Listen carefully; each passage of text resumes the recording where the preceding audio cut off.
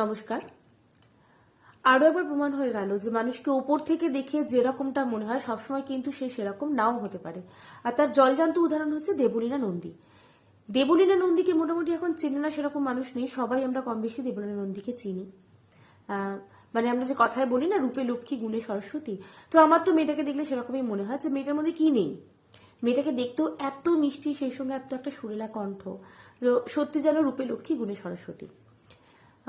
মেয়েটাকে আমি প্রথম থেকেই দেখতাম, মানে মেয়েটা খুব ভালো গান করে। আমার যখন প্রথম যখন ওকে চিনতে শিখেছি তখন থেকেই আমি ওকে দেখছি, ওর ভিডিও দেখি, ভালো লাগে, শুনি, ওর গান শুনি। তো রিসেন্ট কিছুদিন আগে আমি জানলাম যে ওর বিয়ে হয়েছে। তো তারপর মেয়েটা শুধু গানই নয়, সেই সঙ্গে সঙ্গে ব্লগও বানাতো। আমার খুবই ভালো লাগতো। তো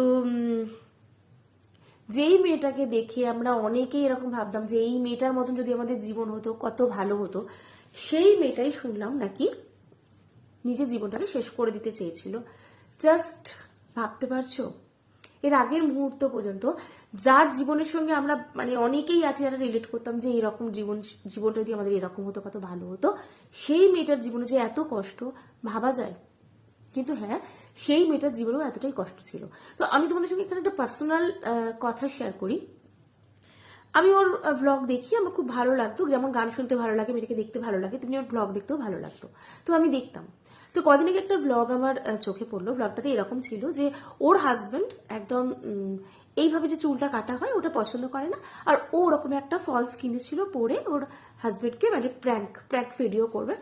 তো আমি দেখলাম ওর হাজবেন্ড মোটামুটি দরজা খুলে, মানে দরজা খুললো, ঢুকলো, তো ওরকম দেখে ওর হাজবেন্ড তো খুব রেগে যাবে, তো বলবে আমি এরকম ভাবে আমি পার্লারে গেছিলাম, এভাবে চুলটা কাট করেছি।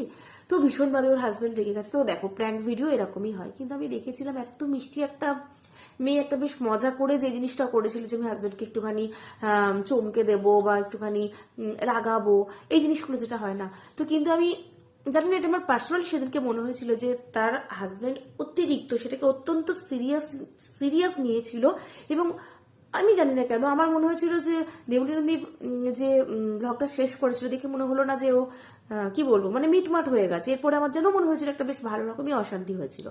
তো ভালো লাগেনি দেখে। তো এটা অনেকেরই কিন্তু ঘটনা। ওপরে যেটা দেখায় তারা কিন্তু ভেতরে সেটা নয়। তারা উপর থেকে নিজেদেরকে খুব হ্যাপি দেখায়, কিন্তু আসলে কিন্তু তাদের মধ্যে পাহাড় সমান তারা দুঃখকে নিয়ে বেড়ায়। এবং অনেকে আছে দেখো, তারা কিন্তু স্ট্রাগল করতে পারে, আবার অনেকে আছে স্ট্রাগলটা করতে পারে না। তারা কিন্তু তখনই এই পৃথিবী ছেড়ে চলে যাওয়ার কথা ভাবে।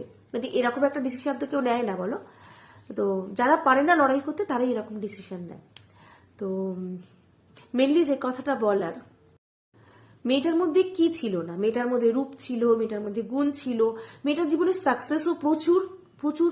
মানে কিছুদিন আগে একটা দেখছিলাম যে তার হাজবেন্ডের জন্য নাকি খুব এক্সপেন্সিভ সে বেল্ট কিনেছে, এক্সপেন্সিভ আরো কিছু সামথিং, ঠিক এখন মনে পড়ছে না, এইসব কিনেছিল। কিন্তু তার হাজবেন্ডের মধ্যে নো রিয়াকশন। একটা মেয়ে যখন ভালোবেসে তার জন্য এত দামটা ছেড়ে দাও, ভালোবেসে যদি একটু ছোট্ট জিনিসও দেয় সেটাকে খুব সম্মান করতে হয় তাকে, মানে সেটাকে সঙ্গে আমি কি বলবো, মানে ভীষণ একটা দেখাতে হয়। কিন্তু আমি যেটুকু জানলাম যে কোনো উৎসাহই তার হাজবেন্ডের মধ্যে ছিল না। তো মেয়েটা তো অনেক আনন্দ করে ওই গিফটটা করেছিল, দামটা ছেড়েই দাও, ওর কাছে না হয় আছে, ওই দামটা দিয়ে এফোর্ড করতে পেরেছে। অনেকের কাছে ওই টাকাটা নেই, ছোট্ট জিনিসও কিনে যদি দেয় কারণ কোনো ভালোবাসার মানুষকে, সেটাকে মানে কি বলবো তুচ্ছ দেখানোটা কিন্তু উচিত নয়, কিন্তু সেটা ওর সঙ্গে হয়েছিল।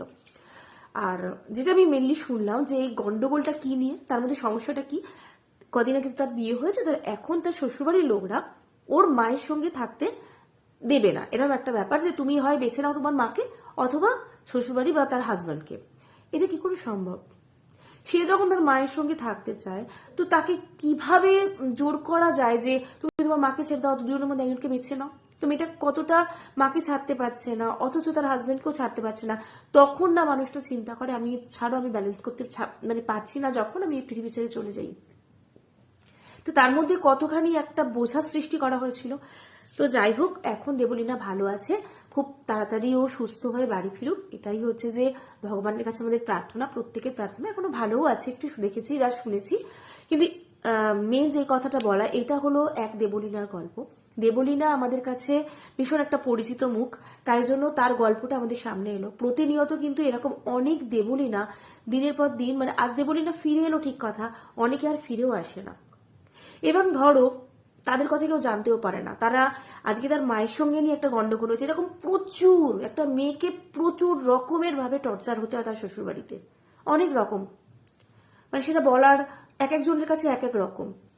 তো সেগুলোকে নিয়েই তাদেরকে চলতে হয়, তাদেরকে ব্যালেন্স করতে হয়, তাদেরকে হজম করতে হয়, এবং যখন তারা সবকিছু পারে না, যখন দেয়ালে পিঠ পিঠ ঠেকে যায়, তখন কিন্তু সে সেখান থেকে বেরিয়ে যেতে চায়। না হলে কোনো মেয়ে এরকম একটা চিন্তা ভাবনা করেই না। তো আজকে এই দেবলীনাকে দেখে এরকম অনেক দেবলীনার গল্পর কথা মনে পড়ছে। সবাই জানে, আমি একা নয়, আমি জাস্ট তোমাদের সঙ্গে তুলে ধরলাম। এটা করা কিন্তু একদমই ঠিক নয়। একটা মেয়ের পাশে থাকাটা একটা শ্বশুর বাড়ির এবং তার হাজবেন্ডের ভীষণভাবে জরুরি বলেই আমার মনে হয়। আর একটা কথা বলবো, সময় থাকতে থাকতে তোমার ভালো না লাগলে সেখান থেকে বেরিয়ে যাও। ঠিক কিছুটা কিছু অপশন পাওয়া যাবে, কিন্তু সঙ্গে সঙ্গে বেরিয়ে যাও। বেশি দেরি করার, যে জিনিসটা তুমি বয়ে নিয়ে বেড়াচ্ছ, মানে বেড়াতে পারছো না, সেই জিনিসটাকে জোর করে বয়ে নিয়ে বেড়ানোটা কিন্তু মানে কি বলবো, একদম বুদ্ধিহীনতা, তোমার বুদ্ধিহীনতার পরিচয় হবে। আর দ্বিতীয়ত শুধু তাই নয়, আজকে ধরো এরকম যদি সাধারণ মেয়েরা এটা করে, এরকম কাজ কখনো করে, তো প্রথমত যদি সে ফিরেও আসে, যদি সে চলে গেল, যদি ফিরেও আসে, তারপরে তাকে সমাজ তাকে যে কত রকম কথা শোনায়, তারপরে তার বেঁচে ফিরে যদি যদি কোনো রকমে বেঁচেও যায়, বেঁচে ফিরে আসার পর তার জীবনটা আর এক নরকে পরিণত হয়।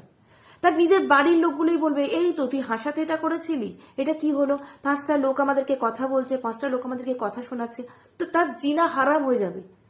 বেঁচে ফিরে তার জীবনটা মানে মারা গেলে যতটা না তার হতো, তার থেকে অনেক বেশি জীবনটা যন্ত্রণা হয়ে যাবে যদি যদি সে কোনো রকম ওরকম জায়গা থেকে ফিরে আসে। তাই আমি আবারও বলবো, যদি প্রত্যেকটা মেয়েদেরকে বলবো দেবলীনাকে দিকে শেখো। আজকে দেবলীনার হয়তো ঠিক আছে, একটা পরিচিত মুখ, সবকিছু ঠিক আছে, কিন্তু সাধারণ মানুষরা যদি এরকম করে, তখন কিন্তু সমাজও তাকে মেনে নেয় না, তার নিজের মানুষরাও মেনে নেয় না। তো যদি তোমাদের সমস্যা হয়, সঙ্গে সঙ্গে যখনই বুঝবে তখনই সেখান থেকে বেরিয়ে যাও, বেশি দেরি করারও দরকার নেই। আর দয়া করে এরকম একটা ডিসিশন কেউ নিও না, কারণ তুমি যে চলে যাবে, তোমার মায়ের যাবে, তোমার বাবার যাবে, আর কারো কিচ্ছু যাবে না। তাই যত কষ্টই হোক এরকম ডিসিশন কেউ নিও না। আর তবু আবার লাস্ট বলবো, দেবলীনার জন্য অনেক প্রার্থনা রইল ভগবানের কাছে, ওর জীবনটা খুব ভালো হোক, সুস্থ হোক তাড়াতাড়ি, এবং পরবর্তী জীবনটা কিন্তু খুব ভালোভাবে কাটুক।